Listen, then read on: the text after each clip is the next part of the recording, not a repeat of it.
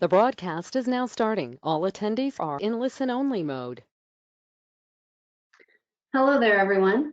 This is Karen Campbell. I am the Assistant Director for NAPSA, and I'm very excited to welcome you all to today's webinar hosted by the Adult Protective Services Technical Assistance Resource Center. Thank you all so much for being here. Good afternoon or morning, depending on where you're calling in from. Today's topic is related to funding in adult protective services.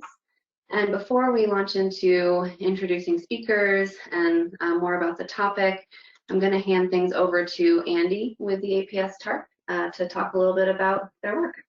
Thank you, Karen. My name is Andy Capehart. I'm with the APS Technical Assistance Resource Center here at WRMA, and we have a quick disclaimer before we get started. The APS TARC is a project of the U.S. Administration for Community Living, Administration on Aging, Department of Health and Human Services, administered by WRMA Incorporated, and the contractor's findings, conclusions, and points of view do not necessarily represent the official policy of the federal government. So next slide.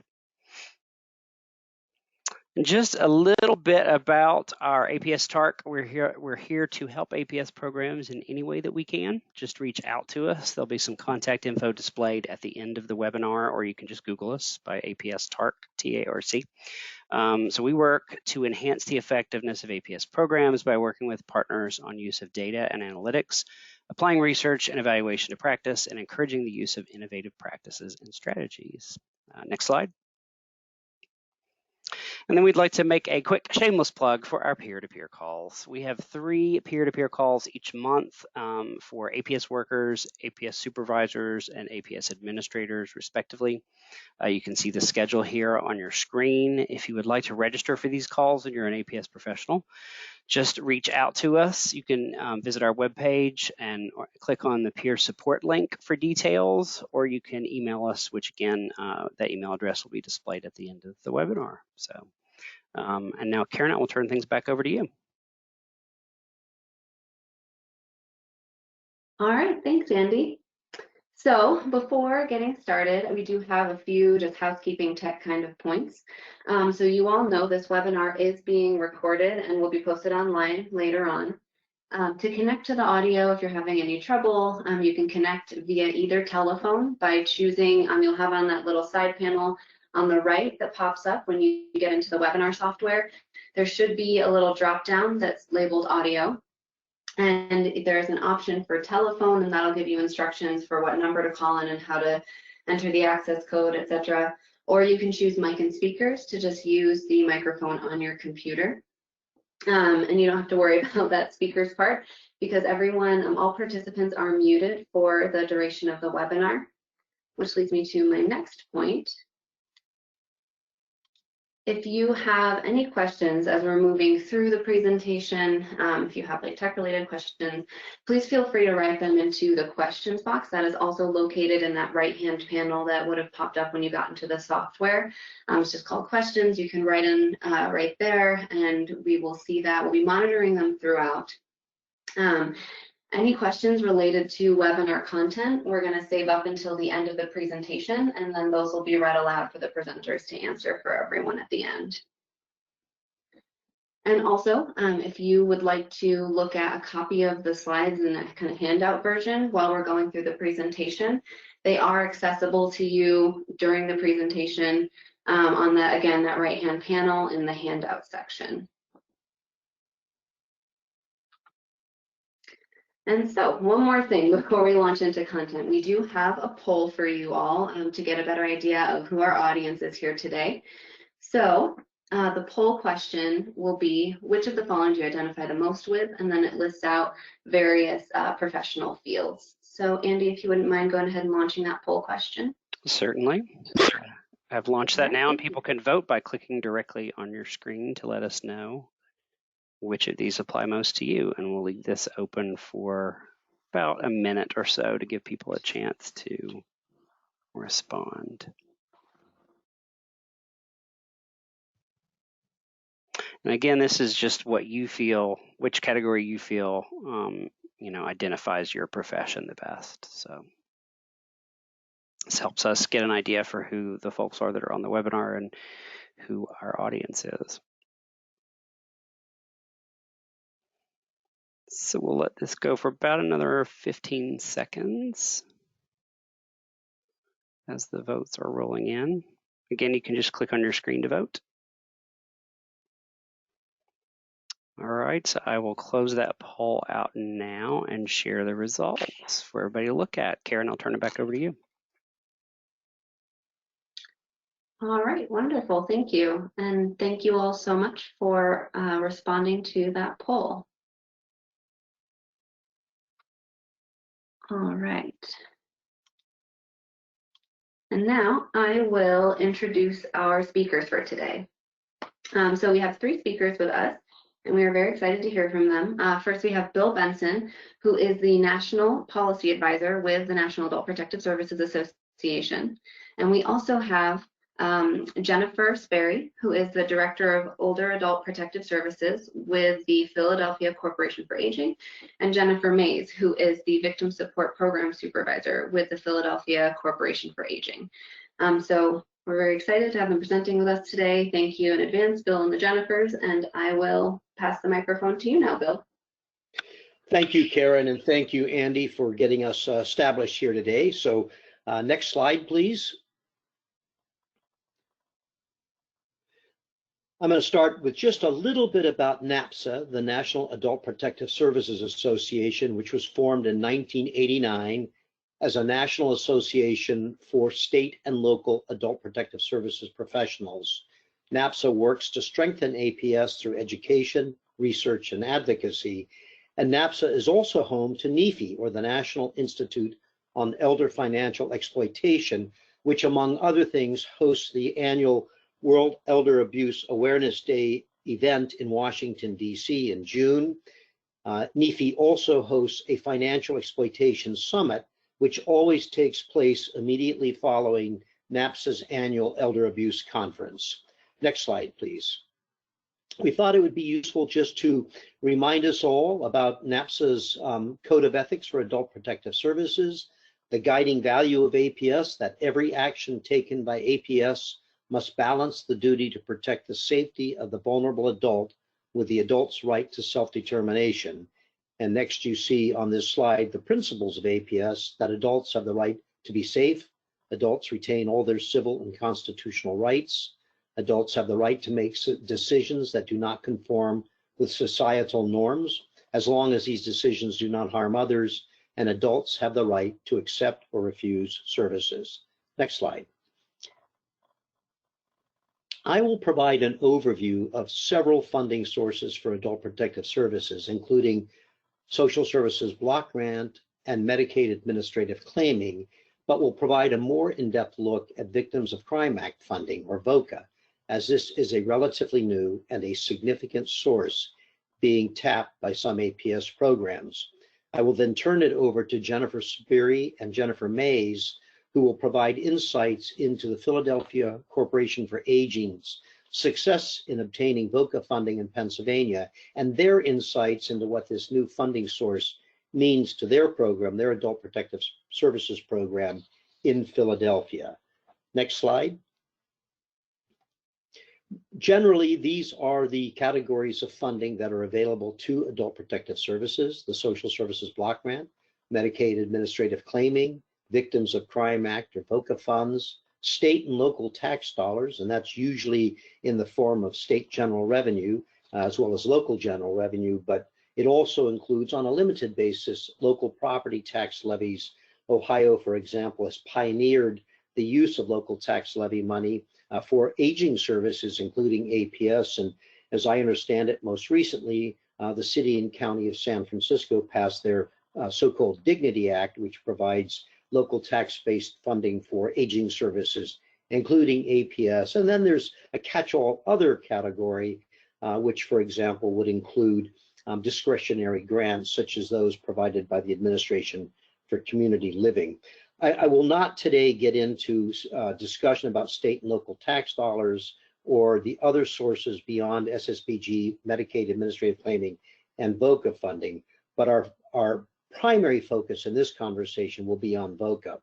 NAPSA may host a future webinar to discuss state and local tax dollars as a funding source and perhaps get into more detail at some point about some of the others like Medicaid administrative claiming. Next slide. I'm going to say a little bit about social services block grant. This is the only source of federal funding that is devoted to adult protective services in terms of states can devote these funds to their APS program.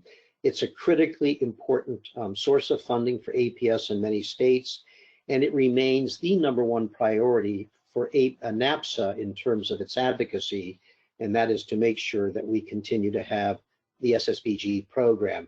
It is administered by the Department of Health and Human Services through the Administration for Children and Families through their Office of Community Services. Under SSBG, states can choose any or more of 29 services to fund with their allotment of SSBG funds. Therefore, APS is one of those 29 services. For fiscal year 2017, the most recent data that we have available from HHS, 35 states have opted to use SSBG funding, as well as the District of Columbia and 3 territories for APS services, for a combined total among all those jurisdictions of just over $214 million. You will see here the states, as well as the District of Columbia and the territories that are reporting or reported in fiscal year 2017 that they used SSBG funding for adult protective services. If you go to the ACF website that's listed below on this slide, you will find under the Office of Community Services the annual reports for SSBG up through 2017. For those states and territories, if anyone's from one of the territories on this call, these are the states that report using SSBG for APS. You may want to see if the amounts that are reported are consistent with your understanding about your state's SSBG expenditures.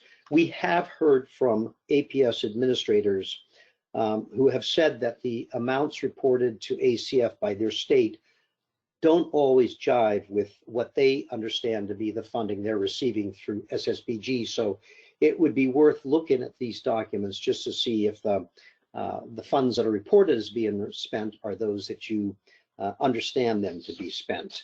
I will mention 2 other points, that the number of states that use SSBG and the amount does fluctuate from year to year because it's completely dependent on states.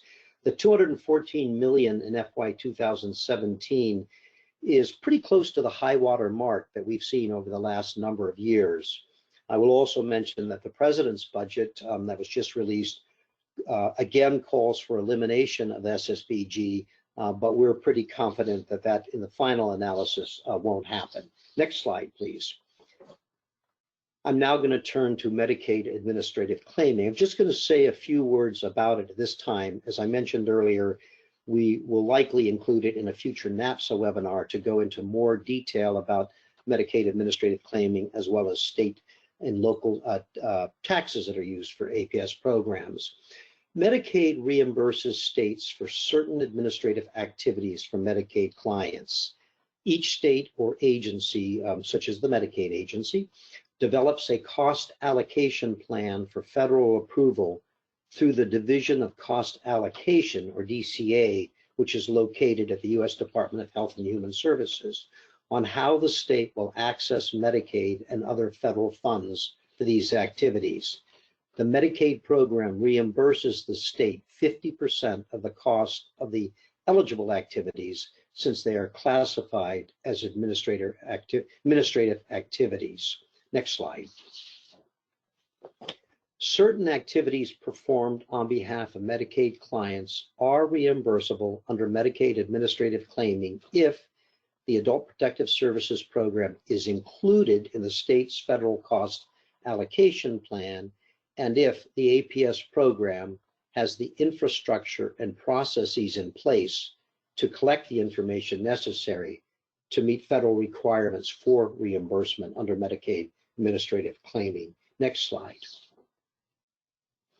Administrative claiming activities that can be reimbursed include, for example, those related to eligibility determination and referral and coordination. Incidentally, all of the activities involved in APS investigations of allegations of abuse involving providers of Medicaid services are reimbursable. Thus, if you were investigating reports of abuse by providers of home care services under Medicaid, those could be entirely reimbursed for your activities doing those kinds of investigations. Next slide. If you are interested, if a state is interested in seeking Medicaid administrative claiming payments, APS administrators need to identify who is responsible for development of the state's Medicaid and or other cost allocation plan and discuss including APS in that. And generally this is going to be someone in the finance office of the state Medicaid office. If however, other programs within the same agency as APS use Medicaid funding, so if you're in an umbrella agency with different administrative units and others are using Medicaid funding, then the agency's budget office should be able to assist you. As we noted in a 2015 NAPSA publication about Medicaid administrative claiming and VOCA funding, and this was developed thanks to Carl Urban, who at the time was still with the Texas APS program. To be reimbursed under Medicaid administrative claiming, an APS program has to be able to collect data on each variable in a way that is acceptable to the Centers for Medicaid and Medicare and Medicaid Services, or CMS, and the Division of Cost Allocation. Having the administrative infrastructure necessary to collect the data, for example, to conduct random motion trial studies, time studies, or RMTS, may be a significant barrier for some APS programs.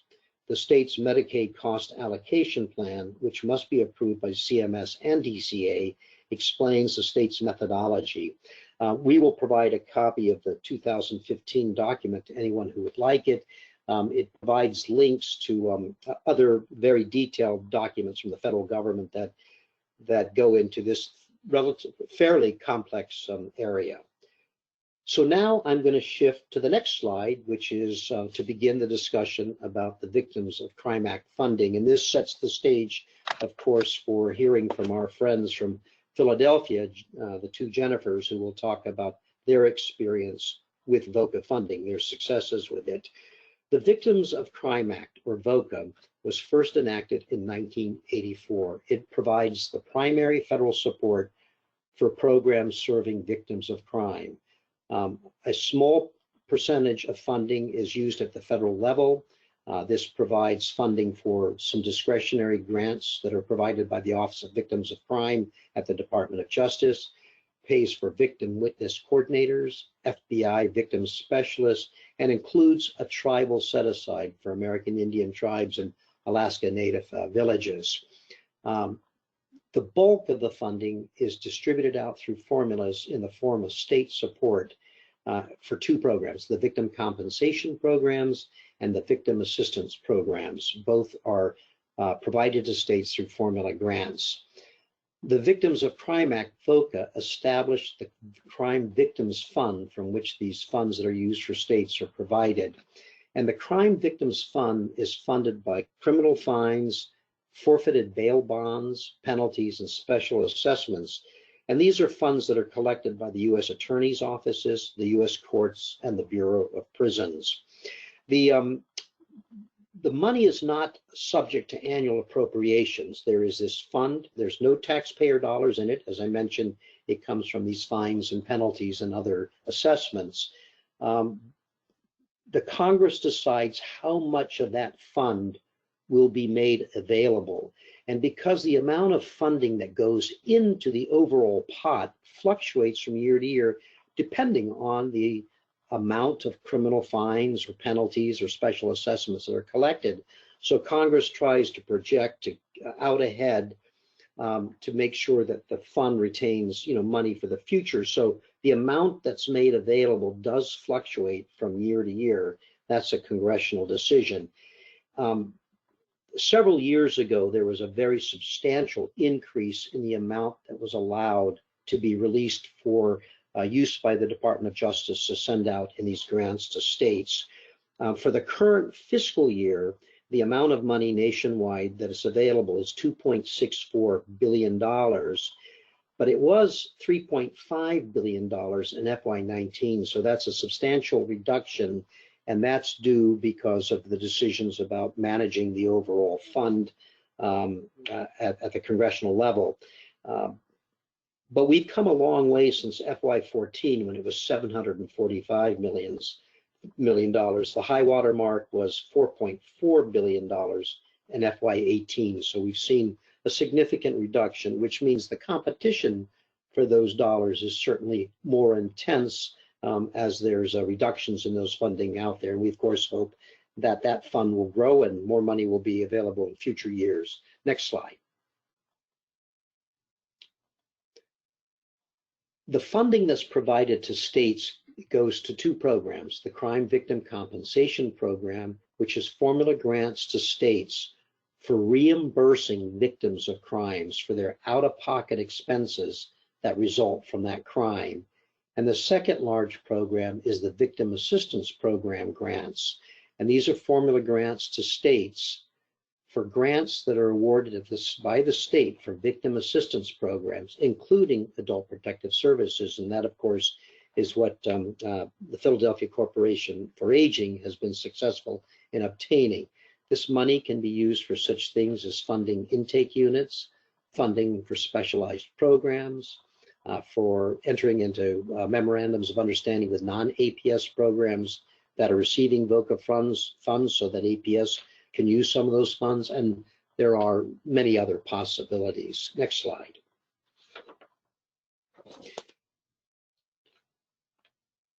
A report about abuse, a report made to Adult Protective Services, does not need to be made to law enforcement. A report can be made to Adult Protective Services to establish eligibility for an individual as a victim of a crime.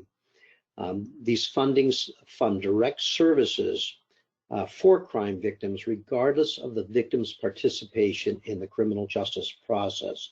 So they don't have to have gone to law enforcement. There does not have to be a finding of a crime by a law enforcement or a prosecutorial entity. And finally, eligibility is not dependent on immigration status. So there's a great deal of flexibility in terms of its availability for serving victims of crime. There are certainly some challenges with using these VOCA funds. For example, state VOCA grants may require a match. A lot of discretion at the state level of VOCA funding. If they do require a match, it's possible that a waiver can be obtained through the state. That's truly a state-by-state decision. Or you could create an agreement with an outside organization receiving a grant so that you could be a recipient of those funds through some other grantee that is currently receiving them. Next slide, please. For victim compensation, again, this is actual reimbursement to victims of crime. It's a different program, but it's funded to states, and states are responsible for administering it.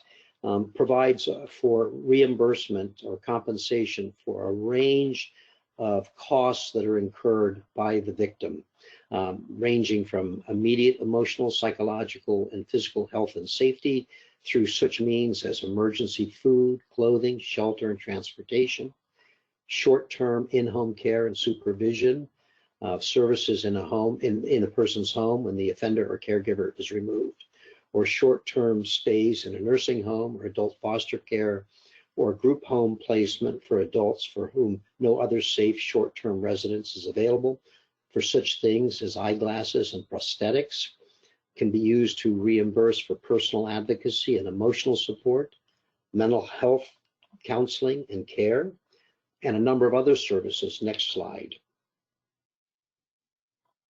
Peer support, facilitation of participation in the criminal justice system and other public proceedings arising from the crime, legal assistance.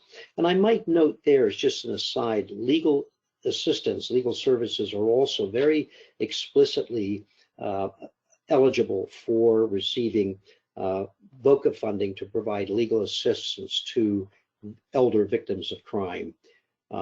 Forensic medical exams and interviews, transportation, public awareness, transitional housing, and relocations of victims. These are all services or needs that can be compensated through VOCA. So I think with that, I'm now going to hand the baton over to Jen Spoeri and Jen Mays from the Philadelphia Corporation for Aging, who actually are using VOCA funds and can share with us their very practical, hands-on experience and insights with this important source of funding.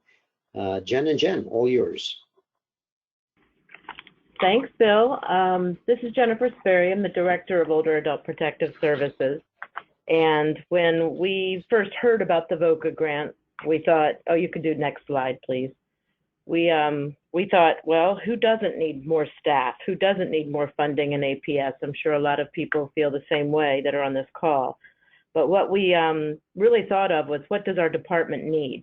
And we needed support for the protective services, we call them consumers in Pennsylvania, post-investigation. And that means after we've substantiated the case. What I'd first like to explain is in PCA within Pennsylvania, our criteria, as every state's criteria, is different. So in Pennsylvania, we're a bifurcated system. So there's 18 to 59, and then there's 60 plus. And we are an older adult protective services organization. And our criteria is the person is within the county that you're working in, over 60 years old, lacking a responsible caregiver, at imminent risk, and incapacitated by something, not incapacitated by the guardianship standards. So just to give you a little baseline on where we're coming from in Pennsylvania, because every state is indeed different. So we really wanted to be able to give these cases that we substantiated the time and energy that they deserve, because polyvictimization is ever present.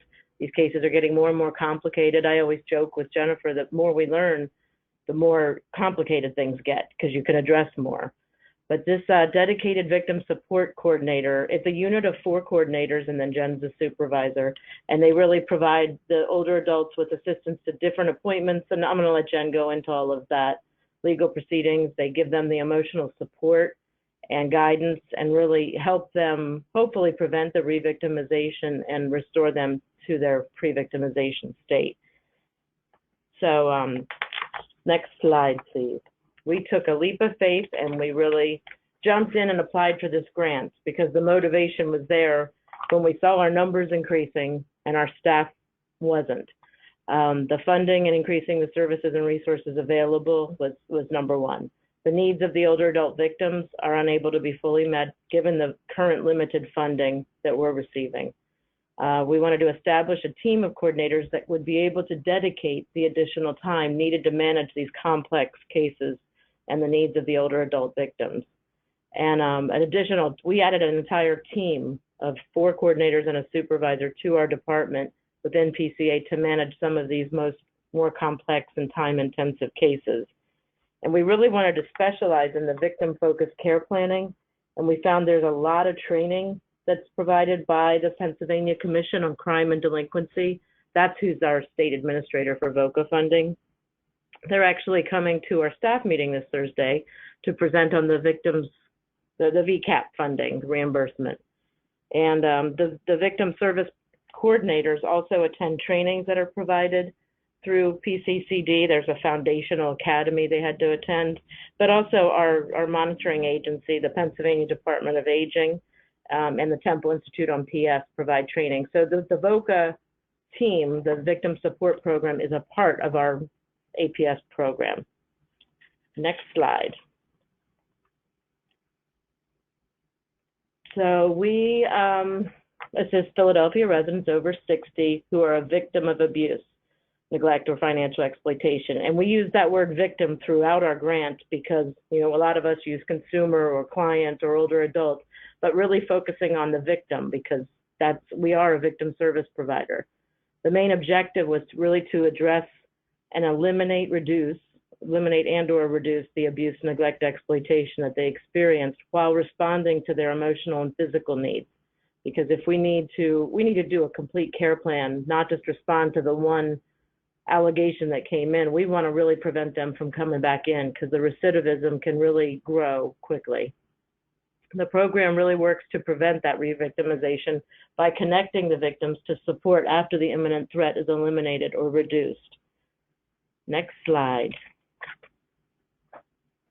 And a lot of the grant that I'll go into in the next slide after this is about our partners in the city. The PCCD, the Pennsylvania Commission on Crime and Delinquency, really likes to see partners and other victim service providers work together so, everybody's not doing the same thing independent of each other, utilize the resources as effective as possible. So our program really provides the victim with that necessary emotional support and guidance and transportation so that they understand that stabilizing their life is indeed possible and achievable. And we do work with our partners within the city. We're lucky enough to have Senior Law Center and CARI, the Center for Advocacy and Rights of the Indigent and Elderly. But they all have programs too, so we're communicating with them to ensure that we're working together and not in silos. So ultimately, the goal of our program is to restore the victim to their pre-victimization state, maximize their level of health, independence, and productivity, and improve their overall quality of life, and hopefully keep them out of APS. Next slide. So challenges to applying for the funding. Well, the application was huge, and we were lucky enough to have staff here at PCA that assisted. We had a planning staff person who is experienced in grant writing and a fiscal person. And I'd say if you have a fiscal person, that's the key part. That was my weakness, but you can throw your ideas down on the page, and I would just recommend just jumping in there and write what you need. All of us need something across the country. And the grant requested, county statistics and demographics. Diversity and inclusion was really important. They want to see that we're reaching out to people who might not have immigration status, reaching out to non-English speaking older adults or people that need American Sign Language, disabled. And our partners really, so the hatching of the ideas, what I mean by really just throwing your ideas down on paper and really focus on what you need and what your goals of the program are. And obviously adherence to the VOCA standards. And that's where the grant here through PCCD asks for letters of support from our partner agencies. And we're lucky through our task forces. We have the Philadelphia Financial Exploitation Prevention Task Force, which was most of our partners from that force really wrote letters of support, CARI and Senior Law and the DA and bank financial institutions here. And Joe Snyder, who some of you may know, still leads that. I'll give a shout out to Joe because he's probably listening. But so our partners really wrote letters of support. And also there's a hoarding task force that we had some partners from. And outreaches are also a valued and important part of the grant. And that's part of the VOCA standard in the grant is that we will do outreaches. And Jen has done several throughout the city just to let other agencies know that our program exists, but you have to go through Older Adult Protective Services. And that's a challenge that's not on this slide, is that some of our partnering agencies said, oh, how can I refer to the victim service program, support program? And I said, you can't refer to the victim support program, you have to refer to Older Adult Protective Services. And then if we figure out that this person's an older adult in need of protective services, the case can be transferred to the victim support program. Because naturally, not every substantiated case ends up on Jen's team because she doesn't have but 4 victim service coordinators, victim support coordinators. So we used a lot of language in the grant to ensure that the scope of the project was manageable for our agency. We used a lot of language about expanding and enhancing our already existing services while maintaining our core direct services, increasing the diversity and scope of services, and continuing to provide for the underserved and unserved victim populations. And like I said, determining our partners and supporting agencies was key because really this application for the funding focused on underserved and, including minorities and including disabled people and really just reaching out to people that you couldn't find in the city. So next slide. More challenges, and I learned a lot through this process, really, because the part of the grant said you need to have a volunteer. and or volunteers. And the board of directors was initially thought, oh, they're volunteers, we could use them, but then there were training requirements for that. So we ended up using student interns, and we actually have an investigator here that is working on his master's, and he was able to do his internship through the victim support program. So there's our volunteer. So you just have to think creatively here. And the subcontractors, a lot of that subcontractor information had to be put in the grant to prove that we posted RFPs for our interpreting services, as an example, our nationality service, and they just wanted to make sure everything is done fair and consistent with our subcontractors. The data collection and reporting requirements, I should have Jen speak to this because she's managing a lot of that, but it's been a learning curve, but we do have to say PCCD has been very receptive and supportive and understanding about us learning how to navigate e-grants and the efforts to outcome ETO system, and that's where we report. And the systems themselves aren't bad, it's just learning the new systems. So understanding the VOCA allowable direct services, that was interesting with the grant. And that's where our fiscal person really came in handy, because she has applied for grants in the past. And she learned things that, you know, we could include office supplies in our grants, but not rent, because we own the building here, and so we were going to charge the victim support program rent, but that was not allowed because we own the building. But again, the VOCA people are very, very accessible and answer questions really timely, either by email or phone. So I would say initially, and it is a reimbursement system here. I'm not sure how other states might go, but you know, we have to put the money out and then we're reimbursed. So we submit quarterly reports for the reimbursement. And there's two separate reports. One is the client side, the victim side, and the other is the fiscal side. So I would say initially I was hesitant and a little nervous about the grant writing, but my advice is just to jump in, write down what you need and why, keep the focus on victim services to diverse, underserved populations, which we know are a lot of APS clients. And I did write a lot about isolation in our grant, because that can really make somebody very vulnerable. And you just have to go for it. I don't know, that's my advice, but at the end of this is all of our information. So I would say just reach out to us if you have any questions at all. But at this point, I'll hand the webinar over to Jennifer Mays, the supervisor of our victim support program. Take it away, Jen. All right. Hi, everybody. I'm going to first talk about how the VOCA funding is utilized here in Older Adult Protective Services at PCA. So there are a number of things that we utilize our funds for. The first would be individual advocacy, which is something that is offered and presented for each of our victims, where I would say that that's the majority of what we do is individual advocacy. We assist our victims with making reports to law enforcement. I'm sorry, if you could go to the next slide. Okay, so like I said, individual advocacy, reports to law enforcement. We assist and attend meeting with legal service providers when appropriate. We make referrals with the victims to legal service providers. We provide accompaniment to and from court with ongoing support throughout the entire process. Some of the court proceedings that we assist our victims with are protection from abuse order hearings, landlord-tenant court, orphans court, which includes guardianship hearings, and any civil court proceedings that are associated with the crime in which the older adult victim needs assistance. Next slide, please. Again, some more uses for the funding here at PCA is communication, meeting, and completing documents with financial institutions.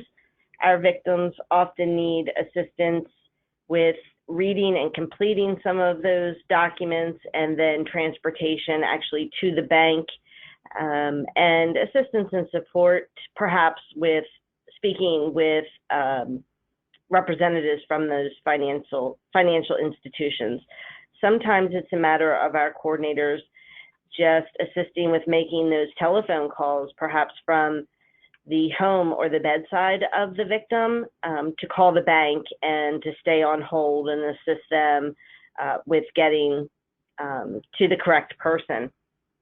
Accompaniment to and from the hospital or medical provider for medical or forensic evaluations. Sometimes it's a matter of, just assisting them to get to their regular primary provider, or they may need more emergent care at a hospital emergency department. We do safety planning and crisis intervention to provide stability and security.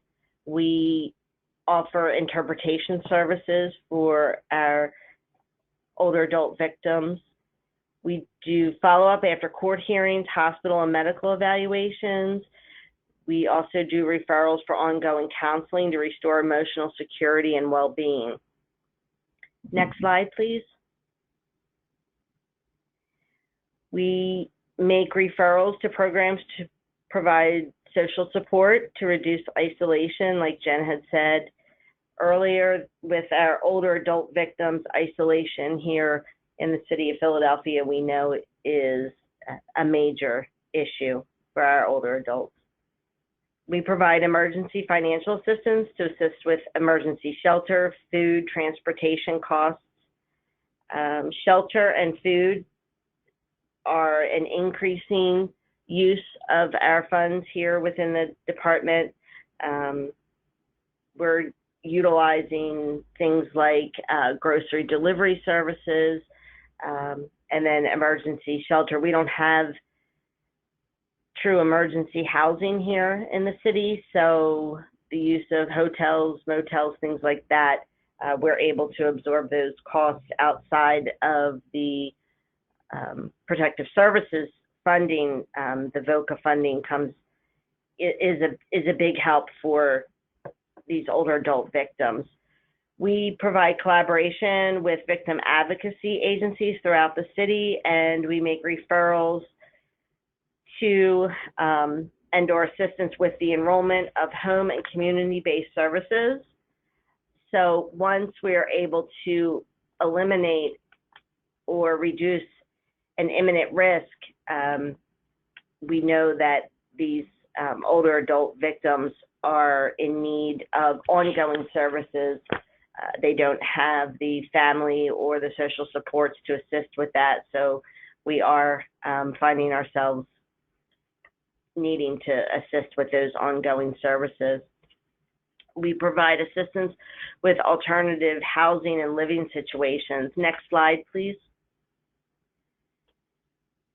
We make referrals. We assist with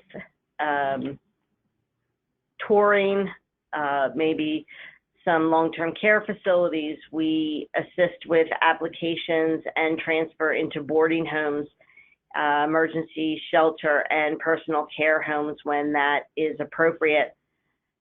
We assist and facilitate with the completion of a victim impact statement, which is a part of the VOCA grant that, once you apply and are accepted for a grant, you'll certainly hear more about the victim impact statements. Some of the next slide, please. Some of the challenges that are associated with VOCA grant funding that we've found here in our funding is that all staff included in the VOCA grant funding must attend all the PCCD training, which Jen had mentioned earlier. Now, with protective services, we have our own set of training, which our team also attends and completes.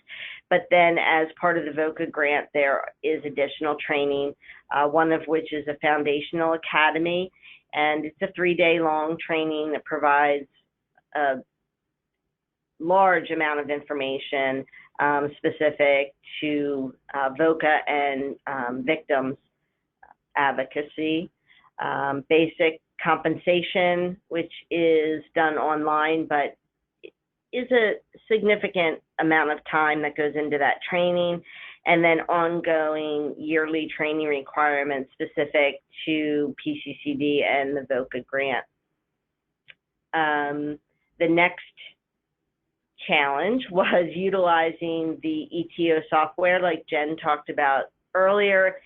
It's not overly complicated, it's just learning a new system, and we're actually getting an updated training coming up soon where PCCD is able to come here to PCA and provide that training to the entire VOCA team, which we are really looking forward to. We need to submit quarterly reports, including the ETO reports that I run, and then they are inputted into the eGrants software, and then they are sent into PCCD to be submitted for our VOCA funding. And then we also need to submit timesheets as part of the VOCA grant, which is outside of what we do here at PCA. So I do some of those, and then Jen Spoeri does some of those, and they're submitted to our fiscal department, who then forwards those on to PCCD for the rest of our funding. Next slide, please. So looking ahead, as we prepare to re-up our VOCA grant, we are looking forward to reapplying for another grant. We plan to include some additional funding areas. Every time a new subject comes up, Jen and I kind of jot it down as new information to be included in our new grant application. So one of the things that we plan to include is on-call staff for our VOCA specific consumers or victims. As you all know, in APS, it's a 24/7 department, and we're hoping to include VOCA staff to handle calls that come in from our VOCA specific victims in our next grant. We'd like to include 2 additional victim service coordinators, so to increase it to 6 VSCs, and including myself in the next grant. Additional funding for training and continued education. Our current coordinators really value the education that they've received thus far, and we're always looking into additional education and support for them. We'd like to look at including personal care services and home delivered meals into the VOCA, into our next VOCA funding grant. Those are huge costs for our victims here in the city of Philadelphia. Looking ahead, we'd also, next slide, please. We plan to remove certain ancillary staff funding from this upcoming VOCA grant application in an effort to streamline reporting and ease the timesheet submissions. These staff from our IT department were written into the grant for a minimal amount of hours per week. The amount of time that these staff provide to the VOCA funded staff exceeds the amount of time it takes to meet the reporting requirements. So what we found is that the amount of time that it's taking to actually document some of these staff members, such as those from our IT department, the cost benefit is probably more beneficial to us to actually write them out of our next grant. So that's just one of the things that we found within the grant that we thought was going to be beneficial, and it ends up that it's probably better that we not include them the next time. So that's all that I have for our VOCA grant. Next slide, please. All right, thank you all so much for that presentation. And we did have quite a few questions come in throughout. So I'm gonna get through as many as we can. So the first question that came in, it came in while Bill was speaking to the Medicaid administrative claiming. And the question is there a place to find whether your state is already seeking reimbursement?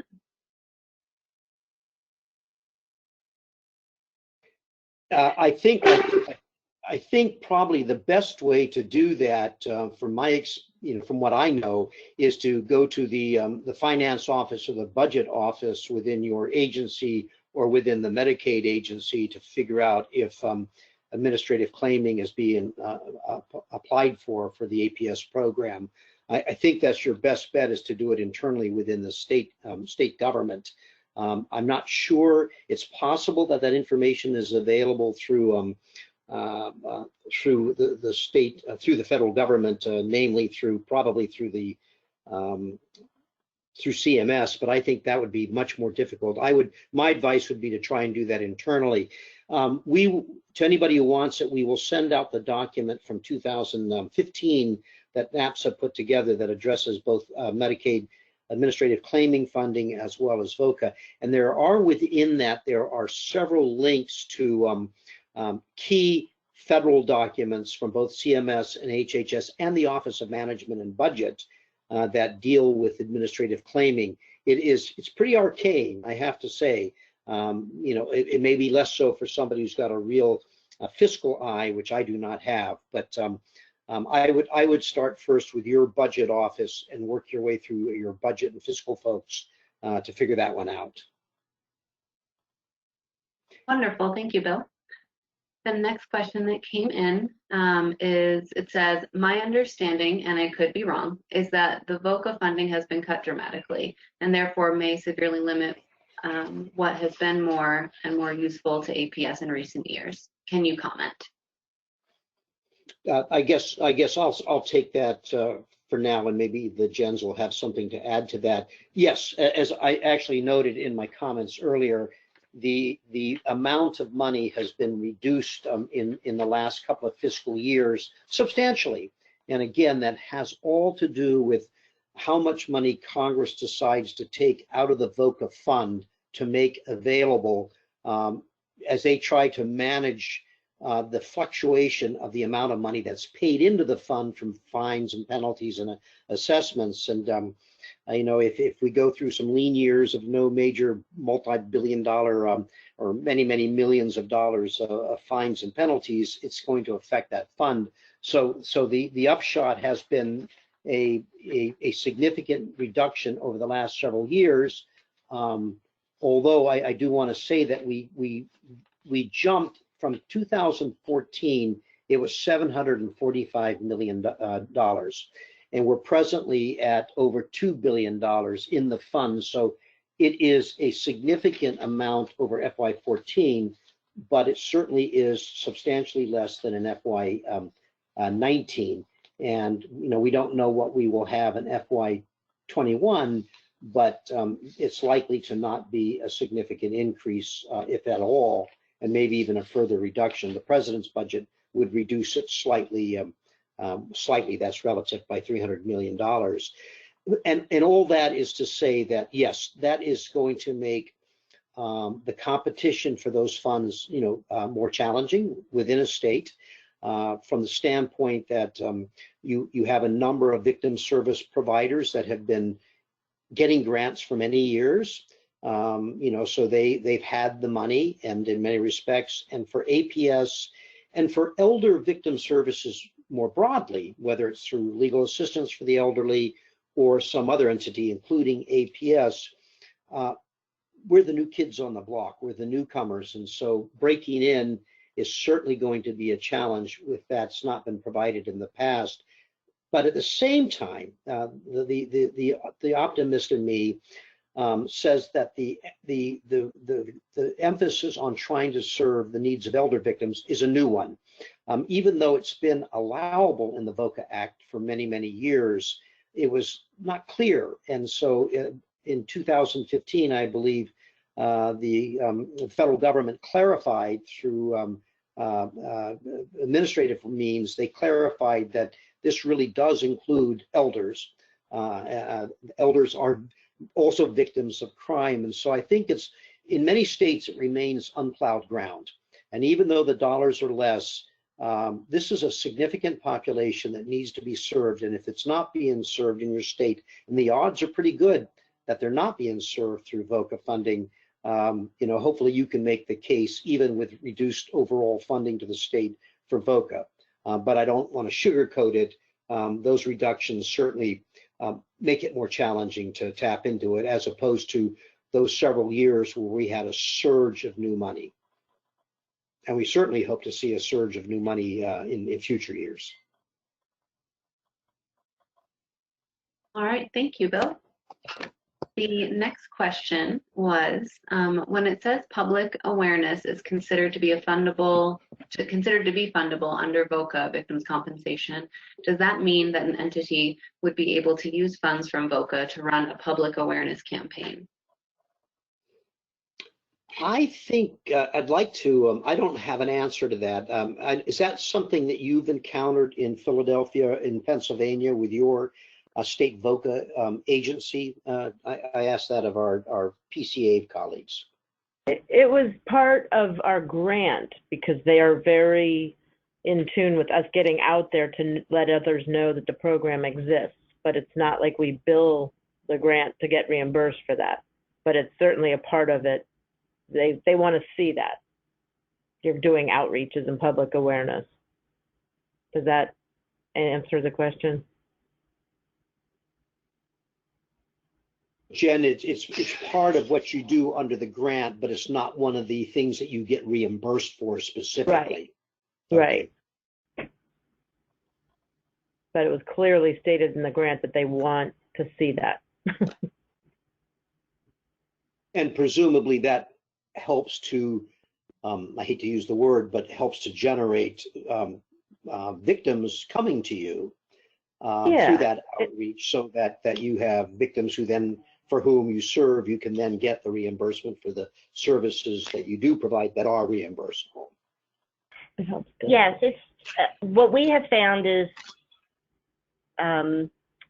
getting the word out to different agencies so that they know that we exist and that our services are available through older adult protective services. I think the relationship building is huge too, because you spoke earlier about the limited amount of funding and some level of competition. But if you get to know your other victim service providers, there can be planning around it, so that you're providing different kinds of services to different kinds of victims and not all working in the same, fighting needlessly, if that makes sense.